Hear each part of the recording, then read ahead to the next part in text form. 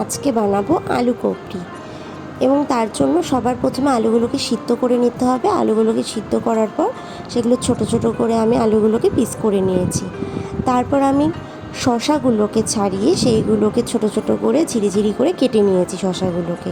তারপর কিছু টমেটো, আমি এখানে 3টে টমেটো আমি ছোট ছোট করে কেটে নিয়েছি এবং আমি এখানে কাঁচা ছোলা দিয়েছি। এখানে চাইলে সিদ্ধ ছোলাও দেওয়া যায়। আর আমি এর সাথে ঝাল পরিমাণ মতো খাওয়ার জন্য আমি 2টো লঙ্কা দিয়েছি। তারপরে আমি একটা বাটির মধ্যে একটু অল্প কিছু তেঁতুল, আমি সেটাকে গুলিয়ে রেখে দিয়েছিলাম জলে, পরে সেটা তেঁতুলের জল করে নিয়েছি আমি।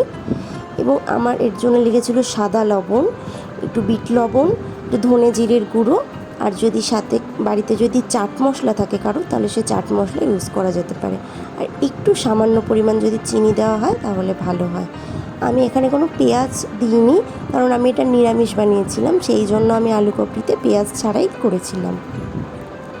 তারপর প্রথমে আমি আলুগুলোর মধ্যে একটু সাদা লবণ আর বিট লবণ দিয়ে প্রথমে আলুগুলোকে ভালো করে একটু মেখে নেব।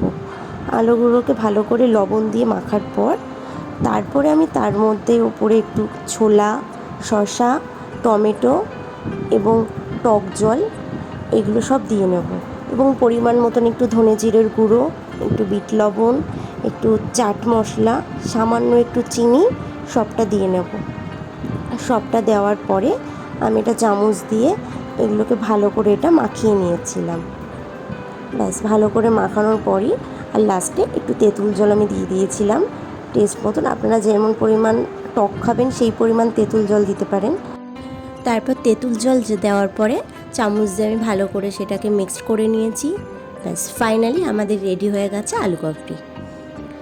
আলু কপড়িটা কেমন লাগলো সবাই প্লিজ কমেন্ট করতে ভুলো না। আর যদি ভিডিওটা ভালো লাগে তাহলে like, comment, share and please subscribe করে দিও। Thank you.